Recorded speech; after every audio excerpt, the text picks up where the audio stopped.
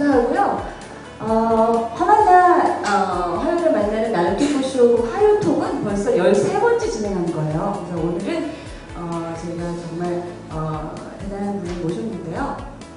여러분 정말 반갑고요. 그 다음에 여기 오늘 이 시간 내셔서 오신다는 게 사실 굉장히 바쁘실 텐데 오셔서 감사해서 고맙다고 말씀드리고요. 여러분과 함께할 시간 때문에 행복하다고 말씀드리고 싶습니다.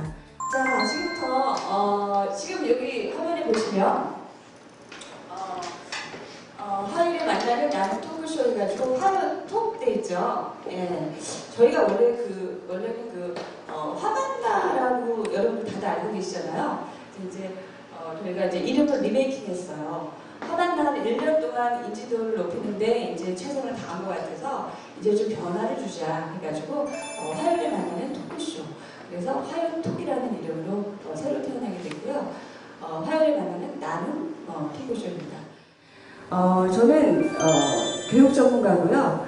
그 다음에 애니어그램이라는 그 성격 유형 분석 도구를 공부하는 사람이고, 그러다가 교육과 애니어그램에 대한 연구를 하다가 내 마음을 치유하는 그런 사람이 됐어요. 그래서 마음을 들여다볼 수 있는 사람들과 대화를 나눌 수 있는 토크쇼까지 진행을 하게 됐습니다.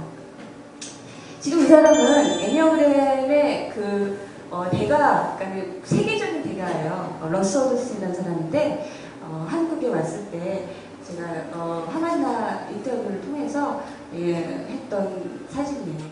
오늘의 그 주제는 뭐냐? 한국 애니어그램 협회, 한국 애니어그램 협의회의 김태우 소장님을 모시게 되는데요. 우리나라에 많은 사람들이 그 성격 유형 도구를 보급을 하고 진단을 하고 하시게 시작을 하게 된 거죠. 그리고 저한테는 제가 애니어그램에 처음 입문할 때 저의 스승이기도 하십니다. 간단하게 얘기하겠습니다. 1번부터 9번까지 우리는 숫자로 아주 원색적이에요. 1번은 완벽주의자. 완벽주의자가 리더가 되면 백성들을 가르치려고. 2번은 이제 도와주는 유형입니다. 이런 분 계시는 거 이해하세요? 돈 빌려줬는데 달란 소리 못합니다. 3번은 성공주의자죠. 이 자본주의가 성공주의자를 지금 막 양산하기 시작했습니다. 4번은 우리 대표님 같은 예술가적인 스타일입니다. 토크쇼로 교육을 한다는 것 자체가 기발한 발상입니다. 거꾸로 보는 거죠. 5번 유형은 이제 생각을 많이 하는 스타일이에요. 6번은 굉장히 충성가라고 합니다. 이분들은 안전주의자죠. 7번은 이제 즐거움을 추구하는 스타일이에요. 재미있는 거 굉장히 좋아하니까 아이디어가 풍성하고 아주 새로운 거 시작하는데 전혀 거침이 없습니다. 호기심 주머니가 터졌습니다. 근데 끝까지 잘 못 가요. 8번은 이제 우리나라 전형적인 무사 스타일입니다. 도전가라고 그러죠. 지도자, 리더, 산을 향해서 거침없이 오르는 스타일. 그 다음에 이제 9번이 아까 얘기했던 평화주의자. 이건 갈등이 싫어요. 좋은 게 좋은 거예요. 노도 안 하고, 그리고 불편한 얘기 하는 거 싫어하고 듣기도 싫어합니다.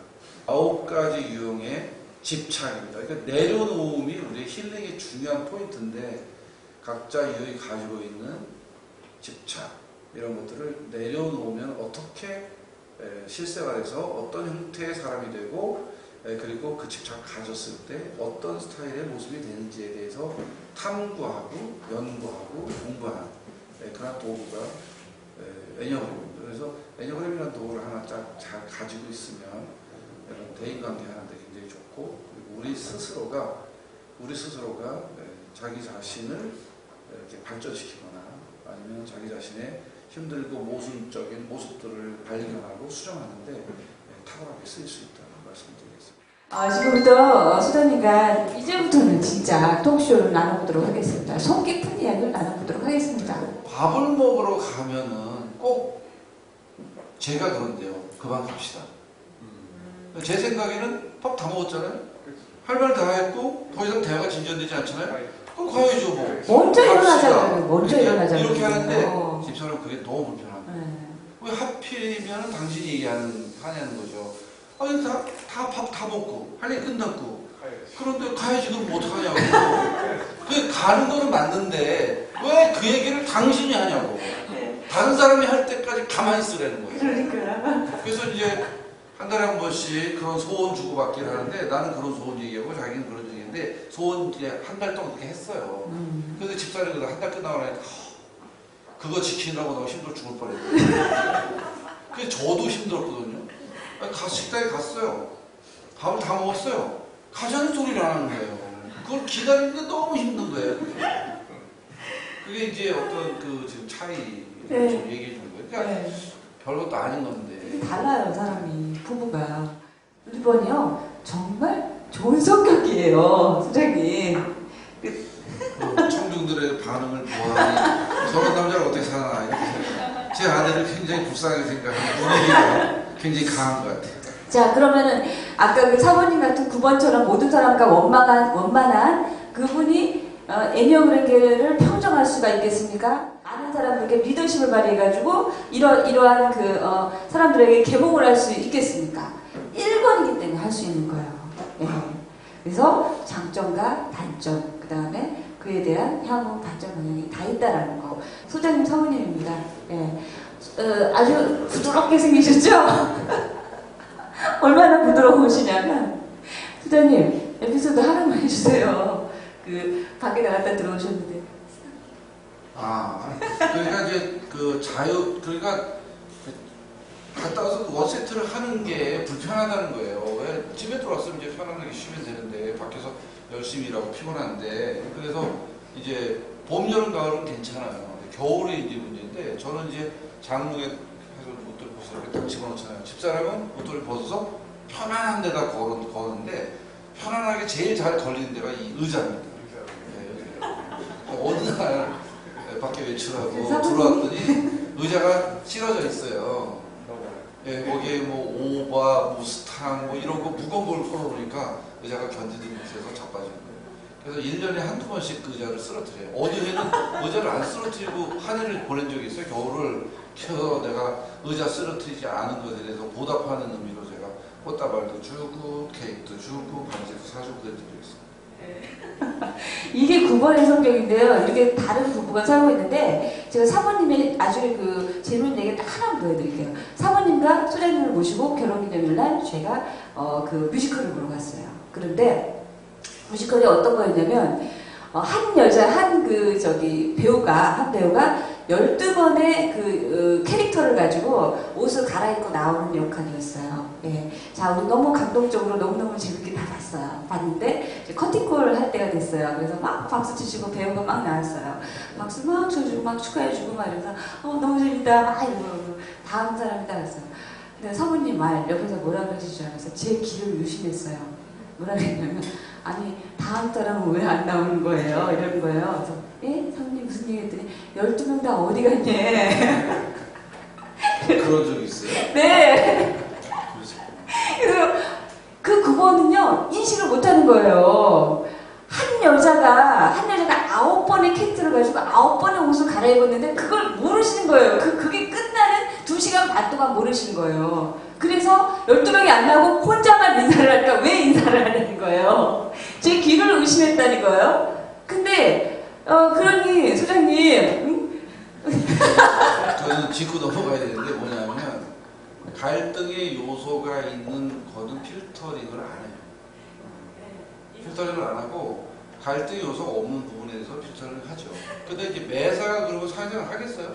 근데 밖에 나가잖아요. 그러니까 9번이 가지고 있는 기준 중에서 가장 중요한 게 갈등을 어떻게 해석하느냐인데 외부에 나가서 자기에게 맡겨진 일을 철저하지 않으면 갈등의 요소가 생기기 때문에 1분 못지않게 또 열심히 완벽하게 해요. 그래야 갈등이 안 생기니까. 근데 집에 들어오잖아요. 집에 들어오면 그동안 그렇게 갈등 안 생기느라고 1번처럼 긴장하면서 했기 때문에 편안하게 내려놓는 거예요.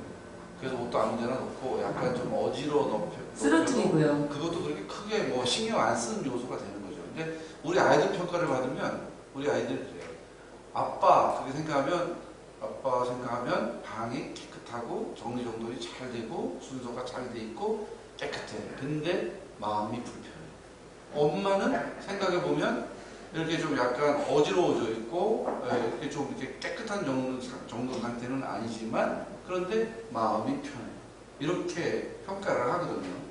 그러니까 이제 어느 게 이게 우리가 하면서 어느 번호가 좋고 어느 번호가 나쁘다라고 말을 하게 되면 그건 애정을 잘 못 이해하거나 못 배우는 거예요. 네, 그렇습니다. 소장님이 굉장히 디펜스를 하시는데 이런 성격이 나쁘다 좋다가 아닙니다. 나쁘다 좋다가 아니고 그것을 인정할 수밖에 없는 거죠. 예, 그분이 인식을 못하고 있는 부분에 대해서 근데 제가 다시 한번 물었을 때 사모님이 웃으시면서 정말 못 알아들으시는 것 같기도 했었어요. 아닌가요? 그런 비슷한 에피소드가 굉장히 많은데 굉장히 이제 아직 토론하시는데 오늘 내가 같이 오자고 했더니 싫다고 하더라고요. 예, 좋습니다. 92년도에 배워가지고 이제 강사가 됐는데 그 이후에 이제 TA하고 디스크를 이제 배워가지고 이제 기업에서 디스크 굉장히 많이 쓰거든요. MBTI는 정말 너무 많이 알려졌기 때문에 전 국민이 다 아다시피 그렇게 됐어요. 그런데 이제 애니어그램이 늦게 왔는데 이 비즈니스 애니어그램이라는 것은 그 애니어그램의 스펙트럼이라고 생각하시면 됩니다. 스펙트럼이라고 하는 것은 애니어그램을 통해서 특정 분야를 계속 발전시켜 나가는 거예요. 제가 오늘 가져온 책 중에 공부법이 있습니다. 그러니까 애니어그램 공부법이라고 하는 것은 성격에 맞는 공부법이다. 이렇게 얘기하면 되겠고요. 이 사람들이 다 성격이 다릅니다. 예, 그 성격을 내가 가지고 있는 이 성격이 뭔지 알아야만 현실을 바라보고 상대방과 네트워크도 잘하고 커뮤니케이션 잘할 수가 있거든요. 그래서 애니어그램이 필요한 거고 접목하는 것은 그 사람이 가지고 있는 전공적인 분야하고 애니어그램을 같이 해서 그쪽에서 모든 것은 다 사람이 하니까 사람이 하는 것이라고 하면은 사람의 어떤 성격적인 특징들이 다 있으니까 그거를 활용한다면 자기 분야에서 자기가 가지고 있는 전문 분야에서 더 나은 새로운 장르를 만들거나 아니면 더 꽃을 피우거나 더 전문적인 분야로 들어가거나 새로운 영역을 개발하거나 할 수가 있죠. 네.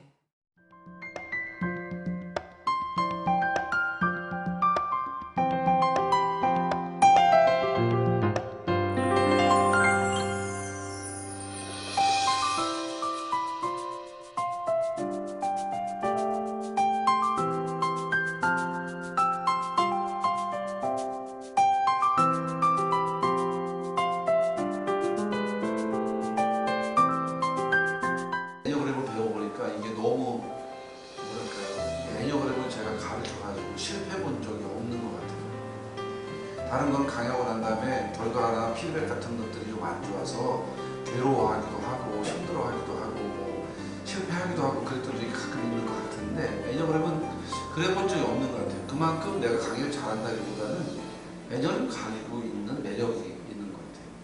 오늘 마무리 지면서 이 얘기를 해드리고 싶어요. 소장님이 이제는 실행하라부터 그 다음에 예수는 당신이 성공하기를 바란다 라고 얘기하시는 책에서 제가 발췌를 한 건데요. 이렇게 얘기를 합니다. 사람들은 성공을 위해 가난한 내게 당신의 정체성이 무엇이냐고 묻습니다. 나는 사회와 교회의 다리가 되어 하나로 만드는 것이라고 자신있게 말합니다. 왜 목회자들은 물질의 성공을 얻으면 안 되느냐는 고정관념에 예수는 나에게 분명 원수를 사랑하라 하셨고 일용할 양식을 구하라고 가르쳐 주셨습니다.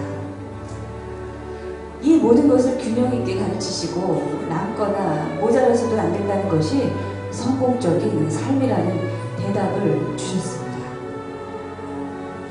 여러분들은 노력하는 사람들을 성공하는 사람들을 만날 것입니다. 살아가면서 그리고 성공과 함께 또 행복한 그 꽃길을 걸리게 될 것입니다. 근데 잊지 마십시오. 그 꽃길이 나 혼자만의 노력으로 된 것이 아닌 것을 알게 될 것이라는 것입니다. 여러분, 나 김태우는 당신이 정말로 행복한 성공을 하기를 바랍니다. 여러분, 지금까지 멋진 강연을 해주신 김태우 소장님께 큰 박수 부탁드립니다.